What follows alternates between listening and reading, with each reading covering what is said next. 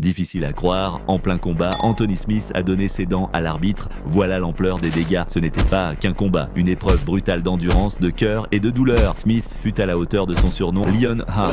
Dès la cloche, Smith paraissait vif, agressif. Au premier round, il imposa le rythme, contrôla le centre et domina Terrara avec jabs et combinaisons au corps. Terrara semblait lent et encaissait beaucoup dès le départ. Statistiquement, Smith doubla presque les frappes significatives de Terrara au premier round. Il était précis, dominant et implacable aussi. Le deuxième round resta semblable. Smith garda l'offensive, portant uppercut puissant. Il toucha même Terrara avec un coup de pied à la tête partiellement bloquée. Il maintint Terrara sur la défensive. Le public pressentait une victoire nette pour Smith. Puis le troisième round changea tout. Terrara revint avec urgence. Il coupa mieux la cage, esquiva et temporisa ses contres. À mi-round, il décocha un énorme crochet droit sur l'œil de Smith. Cela changea la donne. Les déplacements de Smith ralentirent. Sa vision fut compromise et troublée. Terrara réduisit la distance et porta des uppercuts nets dans le clinch. Il traîna Smith au sol, de là la punition commença. Le quatrième round fut un cauchemar. Terrara renversa Smith et domina depuis la position de dessus. Il asséna des frappes pendant que Smith tentait de survivre. Anthony se tourna vers son coin et dit « Mes dents tombent !»